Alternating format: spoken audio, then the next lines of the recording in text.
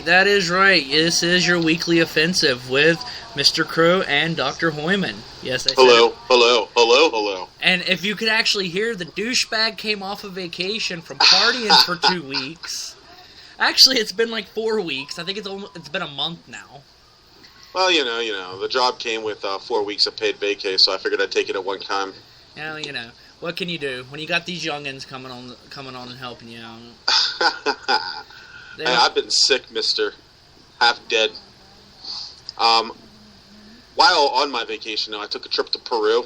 Worst place in the world. Do not go there. Peru, huh? Tell me where Peru's located at, sir. Indiana Hospital. Nice. AKA the Band-Aid station. Well, no, you wait in the waiting room so long, you start to believe it's a freaking beach. So that's basically how I cope. I pretend I'm in places I want to be. Well, you know. When in a place I don't want to be. Get it? Yeah, well, you know, shit happens sometimes. But, as you can hear, we do have Dr. Hoyman back, which I'm not going to call him Dr. Hoyman the whole show because that sounds so retarded, so we're just going to call him Pat. Hey, I worked very hard to earn my title doctor, okay? That's what she said. I went on the internet, I filled out a couple of forms, pretended to go to medical school, and here I am, Dr. Hoyman. Well, I've also heard you found a new karaoke spot. I have. After searching far and wide, and I've been into some of the deepest, darkest places you'd ever want to go, looking for a karaoke spot. And I found a couple good ones. McIntyre Inn was pretty awesome. I enjoyed it there. Not everyone, though, liked it because of how it is. It's a hole-in-the-wall bar. But so was our place.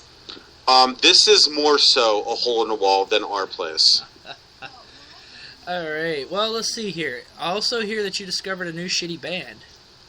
A new shitty band, yes. I like them, though. It's called, remember our little thing? We're going to do our favorite song of the week, and this week it is going to be Forever Yours by Sunrise Avenue. If you'd kindly play it, Mr. Crow. Well, actually, we're going to get to that later in the show. That's actually later in the show, sir. Oh, okay, well. Because, you know, we actually have someone sitting here. He's probably like, what the hell? When are they going to say my name?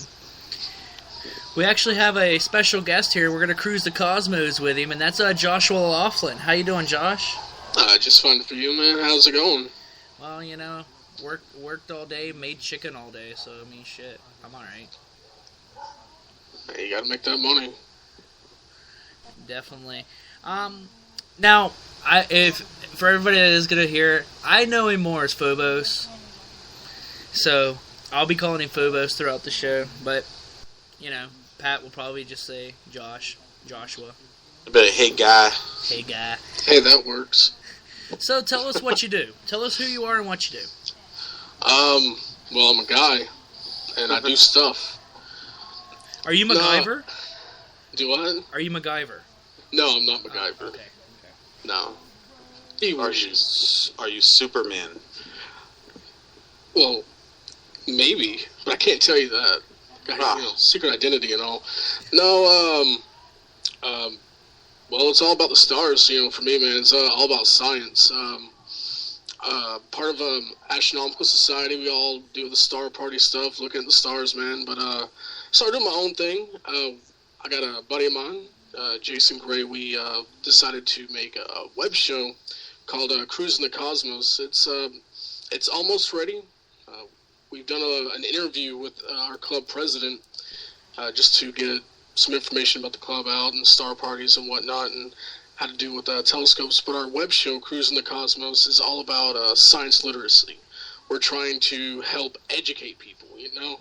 There's a lot of people that just don't know science, it seems. Well, I think I know a little bit about science. I always failed that class. Well, one thing I think is funny is people literally they do not realize that our sun is a star. It's baffling to me that there's anyone out there that would believe that, but it's a fact that there's people that don't believe, you know, that our sun is a star. So what we're basically doing is just trying any way we can to promote science literacy. One is through presentations, lectures that I do at the club meetings, recording them and putting them on the internet, and the other is through interviews and, of course, our show, which is going to be a web show. It's going to be video, we're going to have guests on from time to time, and it's going to just be anything that's science in space. Nice. How long have you That's been doing awesome. this for? How long have you been doing this for, Josh?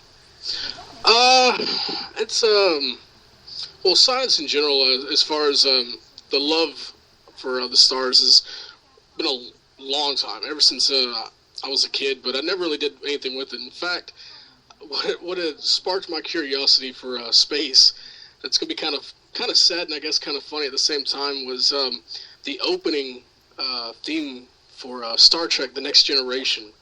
How they're cruising around in space, and I just always got my that sparked that inspiration for space itself. But it was probably about a year ago. I got really wasted. I got hammered so bad, and I was hanging out with a buddy of mine, and we were with some of our clients, and man, it could have gone so bad. I don't really remember that night, but when I got up the next morning, I got drugged to work, and I started rethinking about what I was doing with myself, and wanted to pursue science, most importantly astrophysics.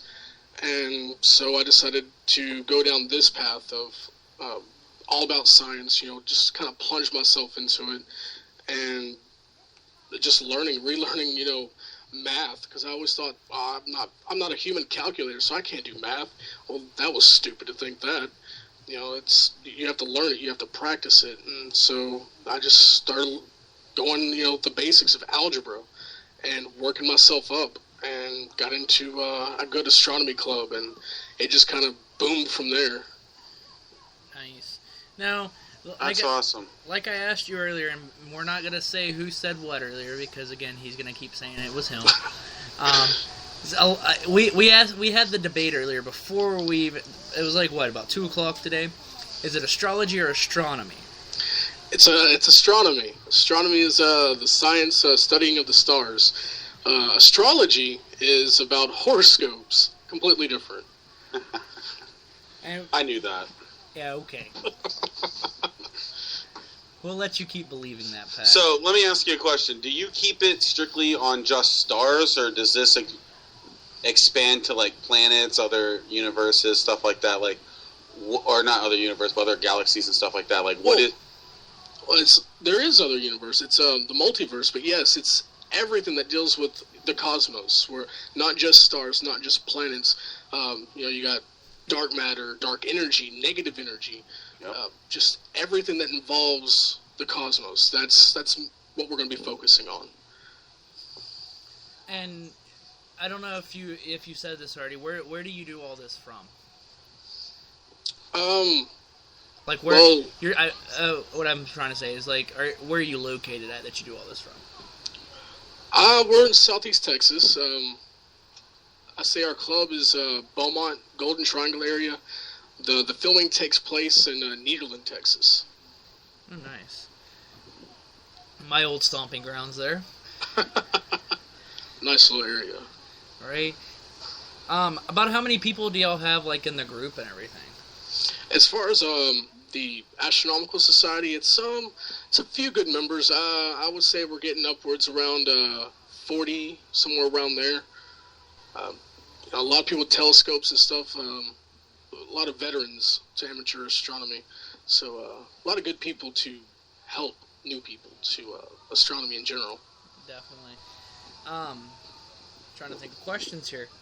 Because, this is hard to plan out questions to ask about, astronomy. Because it's one of those, you ask one and it's like, or you think about it and you're like, is this a dumb question to ask? Is this a great question to ask? There's no dumb questions. Why did the chicken cross the road? Because it had to. It just felt the necessity to go across the road. Seems as simple as that. Seems legit. Well, I know I've been asking all these questions, and Pat's only asked a few, or like one. You got any questions, Pat? Yeah, I do, because this is like I love this subject. What do you think about life on other planets? Very possible. In fact, if you don't believe that there's life out there, then I think you're very close-minded in that aspect. I agree. But, like, specifically, like, let's say within our own solar system. No, not in our solar system.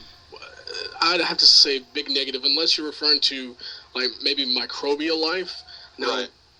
That's possible. I mean, we can't see beneath things like Europa. We don't really know what's underneath, the ground and all the other, ice moons, and there's so much out there. We don't really know for sure as far, or even Mars.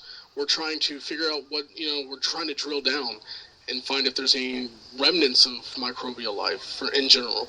Well, that has I have a question on top of that. Are we saying like there's no life because we wouldn't be able to live on the other planets, or are we just saying that because none of the life would be able to sustain life?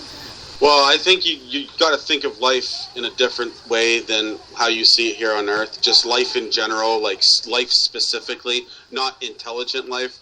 I don't remember where, but there's a moon somewhere out there that's it's frozen, it's ice, and every planet has a hot core, which means somewhere under that ice there's got to be water. So could there be aquatic life on that moon? There's no way for us to tell because we can't get out there, but that's just one thing to think about. I think it's awesome. But outside this galaxy, I'm sure of it. Every galaxy has a sweet spot where we are. This is our sweet spot. It just happens by chance that we are able to live here. But if that is the case, there is a sweet spot, so to speak, on every galaxy, then why couldn't there be people just like us wondering, what else is out there? I agree completely. And not just, maybe one or two per galaxy. There's probably life in various solar systems spread out through just our own Milky Way galaxy alone. Right. I'm talking more like intelligent life. It's highly possible. So I think it's probable. I think it's out there. We just don't have the means to get there. So this is gonna go to the nerd side of everything. Do you think we'll ever get into a thing of where, say, we build a starship like from Star Trek, and be able to go to other galaxies and see? Yes, I do actually. In fact, NASA is working on warp designs. It employs negative energy.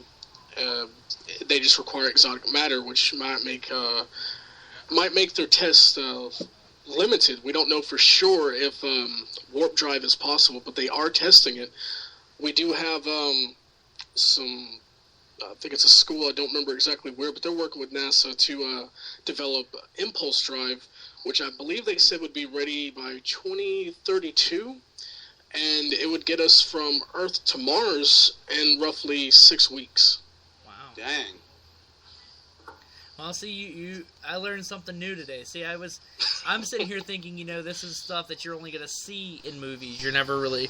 We would never really go this far. We could never have that type of technology. Well, science fiction usually is a precursor to science fact. Well, I'll tell you what, whenever they build a time machine, let me know. I want to go back in time and kick myself in the nuts a few times. See, now it gets a little bit funny when we start talking about time travel. I mean, they talk about wormholes and things like that to go back in time. I'm not too sold on the idea of going back in time, but through gravity and things like that, we can sort of go into the future. Yeah, no, they've proved that with the Hadron Collider, that they can send send things forward through time, but they haven't been able to send it back through time. Right. Well, I believe that traveling forward in time would be possible. I just don't think traveling backwards in time is more like science fiction. I think traveling forward, from what Stephen Hawking has described, is possible, just because of how it's done or how it would be done theoretically. Using black holes, the gravity itself. I actually remember Neil Tyson was talking about a paper he had read, that I want to say it was a thesis, and it was talking about two black holes colliding at certain angles. And if you were to enter the event horizon, by the time you got it round, you would see yourself entering the event horizon. And all the data suggested that would be fact.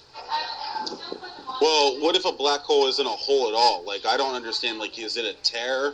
that's just things are getting sucked through it, or is it just pure gravity that is so strong that it actually pulls into a tiny ball or sphere shape, even light, creating its circular... Well, that's just it. We don't actually know if it's what it really is. There's a lot of theories.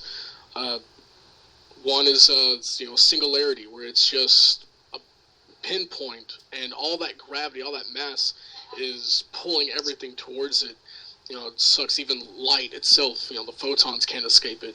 Another theory is that it actually rips a hole through our, I guess you would say, our universe to enter another universe. That's one theory. There's a lot of different theories when it comes to black holes. Well, that's like a galaxy collapsing on itself into its black hole, because every galaxy is, circling a black hole. Eventually, we're going to crash into ours. But when we burst out the other side, as a lot of scientists would say, that would create another big bang and basically start over again. Right. There's a theory of black holes creating white holes, which is where the Big Bang all comes from. Oh, okay. Well, see, I've never heard of a white hole before. So. Neither have I. It'd be the opposite of the black hole, the other end. So we're not racist with the holes here, then? No, not at all.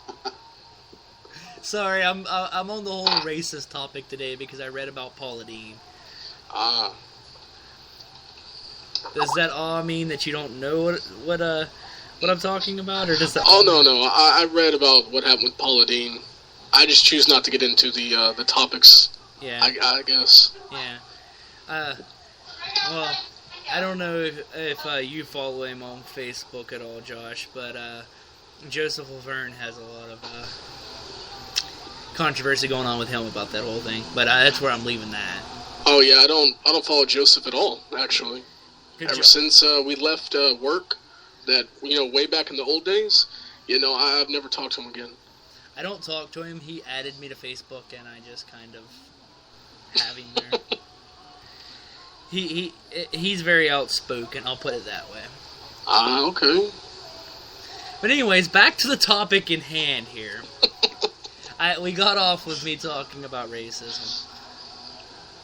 Let's see.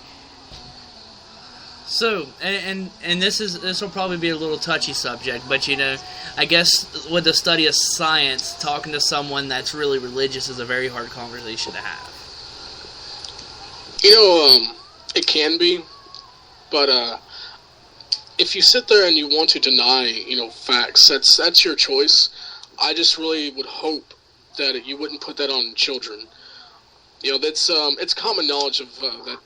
Evolution it's legit. It's not really much of a theory anymore. It's pretty much fact. We have so much data to confirm this. And as Carl Sagan himself said, we're stardust. We're the stuff of stars.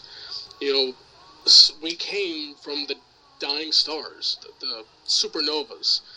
And to tell your kids that this is what happened through a book, I'm sorry, but you're making it very hard for children to learn, to better themselves if they don't believe in facts and rather just believe, and I guess you would say, myths and legends. Definitely. Well, like I said, I know sometimes it can be a very hard subject to debate with because everybody's got their own beliefs of what happened. What's going to happen. When you're talking to somebody who's set in their ways. It's not really set in their ways, but it's like he said, a lot of people are closed-minded because that's all they know. Exactly. Yeah, I have to say I was very lucky. I wasn't really raised to be any religion. I was able to choose what I felt was right for me. I can't rule out that there's any, deity out there because I don't know for sure. There's been, I think Lawrence Krauss did a lecture, and you can find it on YouTube, where it's a universe from nothing. How a universe could be spawned from nothing, because in nothingness there's still subatomic particles. And I guess you could always say, well, how did those particles get there? So in the end, I personally don't know. I'm open to the idea, but don't don't base everything you know as fact off of a history book that's very very skewed in one direction. Yeah, who I forget who said this or even what source it came from, but it was something along those lines. But you can't use the word nothing because you have to assume nothing is infinite, and if nothing is infinite, something could never exist. I actually don't remember who said that, but it's very true. There's always something, even when there seems to be nothing. Exactly. Oh man, that was like one of the greatest documentaries I've ever seen. Dang, what was that? It led into this awesome explanation. It might have been Stephen Hawking. It might have been the universe thing on Netflix. Yeah, I don't remember. I haven't even watched that yet. So Josh, have you discovered anything new? I have to sadly say no. I haven't made any new discoveries. Nothing extraordinary. Nothing to that effect. Something I do want to get into. I don't know when. Hopefully, maybe after income tax is spectroscopy, where I can actually utilize my telescope to basically get the spectrum of light that say like stars or planets they give off, and you can detect what they're actually made of, comprised of, such as is a star burning hydrogen or helium, and you can actually use that for data. There's no guarantee that you won't find anything new. You never know what could happen because you're studying the actual spectrum. And it's not like it's that hard to get into. You just need a telescope, some software, and a filter. Awesome. So, I mean, it all sounds really interesting.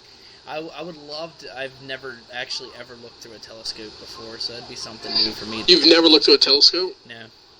Okay, hold on. I have, but the telescope I had was one of those little kid telescopes that you have as a kid that don't really show you anything. Okay, you need to go find yourself a local astronomical society and tell them you need to see through a telescope. Nice. And don't settle for anything less than a 12-inch Dobsonian telescope. Why is that? Because it's awesome, and that's what I have. Sounds a little biased. Just a little bit. There's actually one of the episodes we're wanting to do. I don't know when.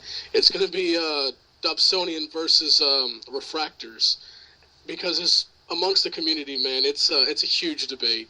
It's really kind of funny. Refractors are really expensive, where Dobsonians are relatively cheap. I have a 12-inch Jumel telescope, and it probably cost me around like $830, something like that. And that's pretty cheap for a 12-inch Dobsonian. Whenever you were sitting there saying this versus this, it sounded like we're having an epic rap battle go on between two different types of music. Sorry, that's the first thing that popped in my head.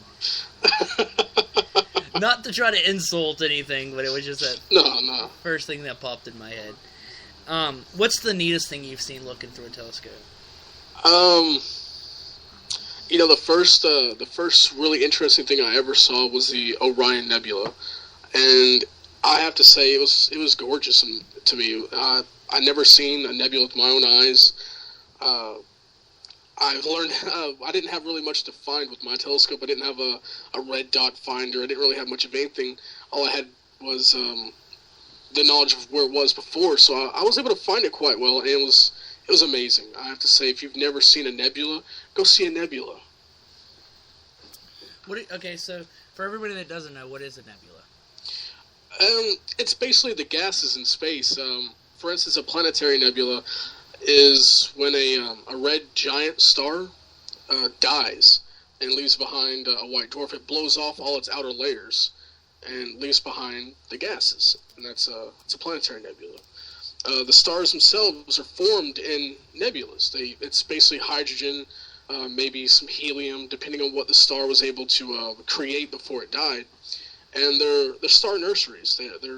They create the stars. In fact, the Orion Nebula is one of the most well-known star nurseries. Awesome. Yeah, because, I mean, I've heard, you hear the term nebula, and I'm going to tell you that's the reason why I asked, because I didn't know exactly what a nebula was. I didn't want it to sound like I was the dumbest person in the room. Hey, you have to, start somewhere. Right? See, this is the only thing I know about stars. I love laying on the hood of my car looking up at them when I do see them. Yeah, I can understand that. Being where I'm at, there's a lot of light pollution. Yeah. So we'd like to go up north to like Jasper, and there's a state park out there, Martin Dies Jr. State Park, I want to say. And man, I will say it was probably, without a telescope, was the most beautiful sky I'd ever seen in my life. I could see for the first time the Milky Way. Wow. Yeah, I'll tell you, because I know what you're talking about, all the light pollution down there, because you can't see really shit in the sky from down there. And up here, I will say one difference between here and there is down there, there's like a street pole everywhere. Here, they're few and far between. So, I mean, it's like, and I live out basically in the middle of BFE, so, I mean, you can always go out and see the stars at night as long as it's not overcast, so... Well, man, you should get yourself a star chart, man. You can even get a set of binoculars, and you can see amazing sights with just binoculars alone. In fact, the first time I saw the Andromeda Galaxy was through a pair of binoculars. Really? Yes. That's awesome. Some say we're on a... here's a question for you. Some say we're on a crash course for Andromeda. Thousands of years from now, we're supposed to collide with them. However, space is ever expanding. So, with that logic, will we not be moving away instead of towards? We actually are moving towards Andromeda. Space is expanding, but galaxies like to clump together. Probably, they want to say, probably because of dark matter. But we are going to collide with the Andromeda Galaxy, and I want to say it was roughly 6 billion years. But in all reality, the sun itself is going to go red giant and destroy Earth in roughly about 4 billion years. Darn, I was hoping to be able to see that in my lifetime. Well, I hope I live to see that. Well, I think the scariest thing that, and, you really shouldn't think about, stuff that's out there, but probably the scariest thing is Wolf-Ray 104, I believe it is. It could go supernova.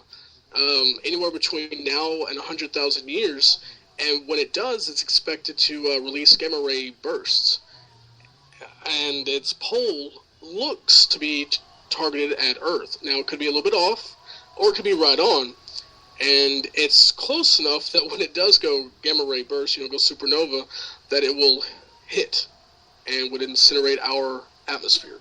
Oh, wow. Well, they think something similar to that happened to Mars. More than likely, what happened with Mars is the core solidified and got rid of its magnetosphere. Yep.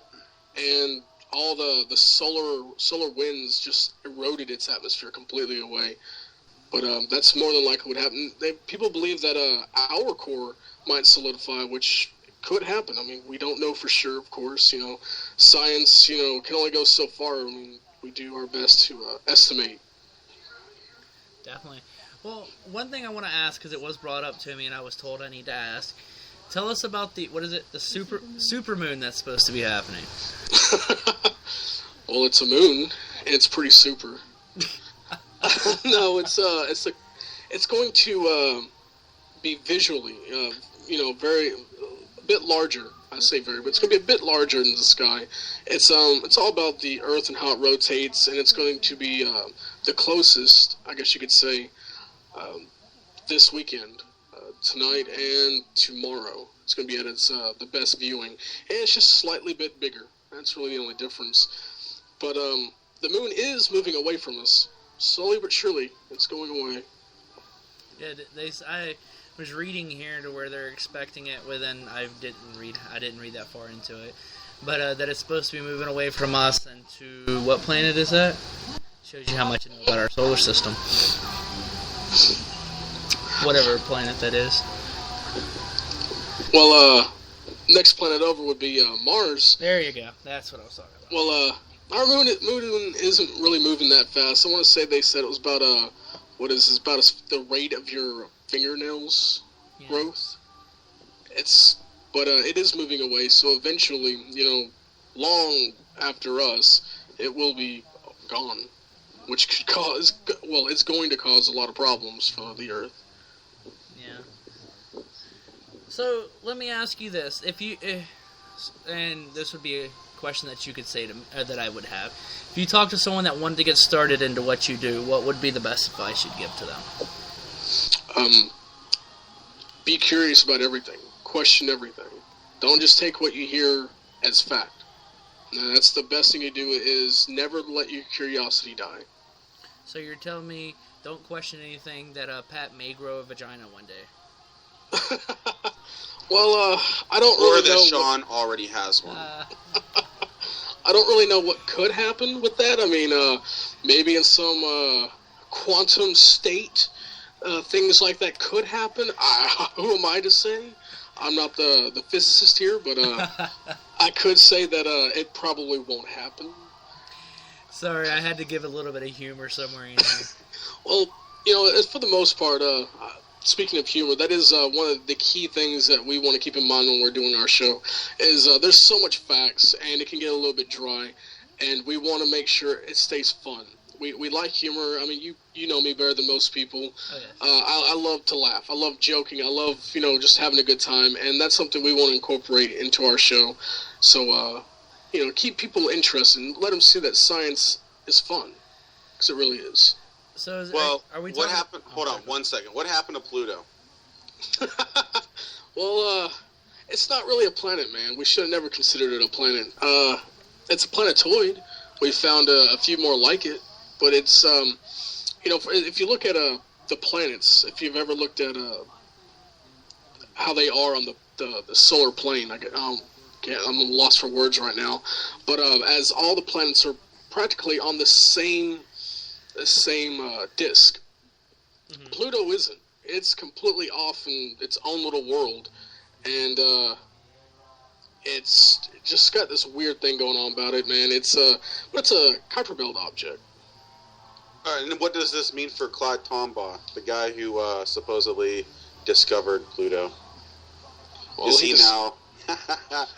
It's like, sorry, guy, you almost made it, but we're gonna have to take that away from you. Like, that would suck. Well, he still discovered Pluto. I mean, he discovered a planetoid. He just didn't discover a planet. It's the farthest point from the sun, so I guess that's still pretty impressive. Yeah, I think we found 2 more. I think they might be a little bit further. Really? That's awesome. I didn't know that. Well, I could be mistaken. Don't get me wrong. I could be mistaken, but I want to say that we at least found 2 more, and I want to say they're a little bit further than Pluto. Well, Pat, he just got shown up then. That's awesome. Thanks, bro. I forgot what I was going to ask a while ago because I was laughing about the whole Pluto thing. Sorry, man. It was on my brain. I got ADD, and if I wouldn't have got it out just then, it wouldn't have come out at all. Oh, man. If you ever want to get into Pluto, man, there's a show. I think it's called, Pluto Files. It's got Neil Tyson, and it's on PBS's website, Nova, and you can stream it for free. And it's pretty interesting. Oh, but he was on the committee that got rid of Pluto as a planet. I mean, how do you think the people feel who had to learn, what was it, my very educated mother just served us 9 what? Pizzas. 9 what? 9... ... to be continued. Yeah, Why? See, when I was in school, that's what I learned is Pluto was a planet. Now you just want to go back and be like, haha, fuck you, you didn't know what you were talking about. Why did you do this to us? And they told me I was going to need that later on in life. Right. So tell me, how did knowing Pluto was a planet help you with making pizzas? Oh, we're going to throw back my pizza career. Oh, that's hysterical. Well, how did knowing there was Pluto help make you make sales on a call, sir? I talked to lots of astronomers on the phones, bro. You got to know this shit, man. You got to build rapport. In your face, bitch. Oh, Josh, you remember all that rapport building we used to have to do. Oh, yeah. Sir, I totally understand. That's my biggest one. Empathy. Don't forget about your empathy. Oh, God. And ownership. Got to take ownership. Oh, you got to remember, you got to sell them a text messaging package. No, that's okay. That was the stupidest thing ever. I'm sorry. We're gonna go to this job. We're technical fucking support, but we have to make sure that you have the best text messaging package for you. That's okay. That account didn't like me very long. I'd been at that company for like 5 years, and then yeah, but you had the lax job for. They moved me to the account you were on, and they didn't like that. Yeah, but you had the lax job for how long? Dude, I was on a few different accounts. I'm not going to name them just in case we might get. I don't know what kind of trouble we get for naming off, like big names and stuff. But like a lot of big computer accounts working for their business and government support. Then I was on like an up north cable company where we did all the internet stuff. I trained, was a trainer for a little bit for our company. Then I was in a warranty group. Man, that was awesome. The warranty group was the laziest job ever. That's the one where you only had 2 people, right? What was so funny, man, is when our site said they were shutting down, I was supposed to be moving over to the account you were on, Shawn. Mm-hmm. And they were like, okay, well, class is canceled, so, yeah, we're just going to need you to sit here. You can't go back to your account because we've downsized it. You can't go to training because we're getting ready to close. So just come in and sit here. I went to my boss. I was like, hey, man, does it really matter, like, what I do? He's like, no, just don't go over 8 hours. So I need to be here? No, just don't go over 8 hours. So I'd come in like 30 minutes late because we give them 30-minute lunches. So I'd come in 30 minutes late, clock in, I'd leave, go hang out with friends, go eat dinner with some people. I'd come back in and clock out. Yep. And then I remember that's awesome. I remember always having to walk the other side of the damn building. Y'all would be sitting over there watching movies. Oh man, we watched movies, played video games. It was a good time. Yeah, didn't y'all play WoW for the longest time? No, man, we didn't play WoW at work. Can't do that at work. Bullshit. But I did talk to the IT guy. He fixed up our computer so we could play some games and stuff. And I was probably in this limbo state for a good 3 months. Yeah, because I remember coming over going, I'm supposed to be supervising. I'm going to sit and watch this movie with you. We did watch a lot of movies. Man, even when I was on that account, that's how that was. It was pretty laid back. I took a lot of naps. Well, that whole job was laid back, really. Yeah, it was pretty decent. Can't argue with that. Decent pay. Didn't have much to do. Were you there in the final days of the account? Oh no, they got rid of me as soon as I went to the account you were on. Yeah. I got into it with my boss, and they said, we're going to need you to go. Yeah, well, I remember the final day, everybody got drunk, and we answered the phone of, thank you for calling, beep, what the fuck do you want? Yeah, I don't blame you. And then you hear customers go, you can't say that. I'm going to make sure you get fired. Oh, don't worry about it. I'm fired after today. I don't have a job, so... None of us do. They sent it to the Philippines. Yeah, that's just say, man, this is how good at customer service I am. I'm firing myself. Quick. Man, I told them, even told the site director, man, you can't have this place running on one account. We used to have a lot of accounts, man, and because of hurricanes and things like that, and we lost them, and you can't run it off one account. Yeah, whenever I started there was 3. There was the cable account, there was I always called yours the lax account because y'all just sat there all day and played games. There's 3 of them. And then there was the account that I got hired in on. Let's see, when I was there was the account you were on. The first account I was on, the computer, which was the computer account. The relaxed account you're referring to had 2 different accounts, actually. Then there was the cable account. There might have been one more. Yeah, there was. There was that computer account I was on actually had another department for laptops only. Yeah, Pat, just to give you an idea of how big this place was, it was about 3 times the size of TRG. Holy shit. We had 2 different sides. I think at one time we had over how many people there? Well, I want to say we had around 500. I want to say. Yeah, and the computers were always shit. Well, we've got something in common there. Yeah. Well, they actually had an IT guy. Y'all don't have one. Or an in-house IT guy. Yeah, get this, Josh. Whenever I started at that job, they fired their IT guy because they were downsizing. Well, that was not very bright. Who's going to fix the computer? Well, we have an IT guy, but he's a centralized kind of dude where he travels between centers. Oh, he must be making bank. I don't know. Well, They're pretty stingy out there where I'm from. We did have the cop that said he knew about computers, and all he did was go and open the computer, blow the dust out, and say, "Okay, it's working now." Oh, that's not good at all. I bet Pat remembers that guy. Yeah. Then we had Glenn. Glenn was good. Yeah, I like Glenn. Glenn's my favorite. By the way, I'm just going to go ahead and announce it. Going to Glenn and Tina's wedding on August the 11th. Yeah, I'm going to go too. 12. No, it's the 11th. It's 12. I got to talk to him and make sure there's karaoke there. Oh, he told me to...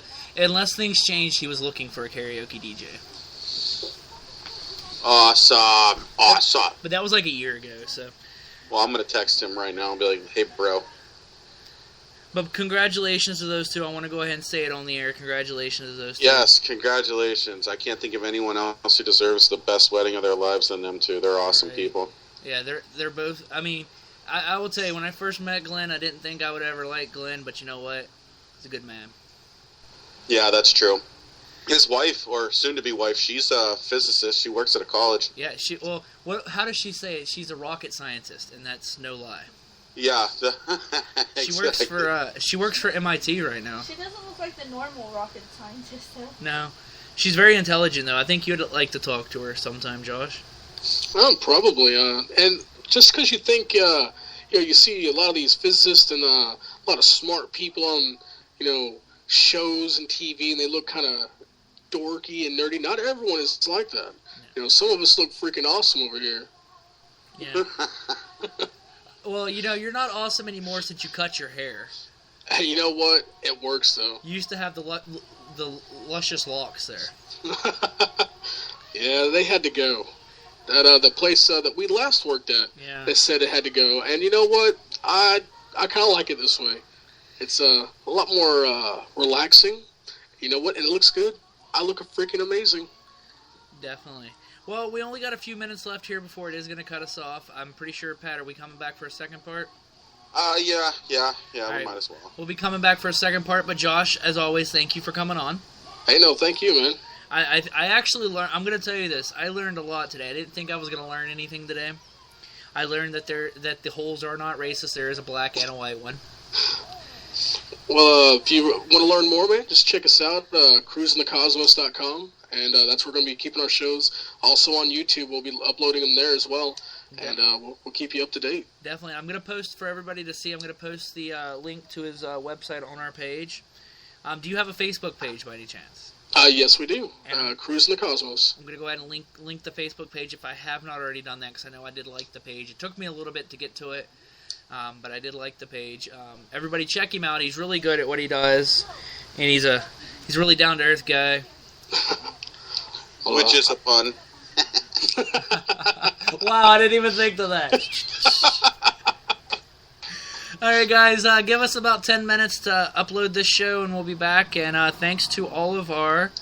Hold on, I'll tell you how many people we had. All of our 100 people that tuned in to listen to this. So,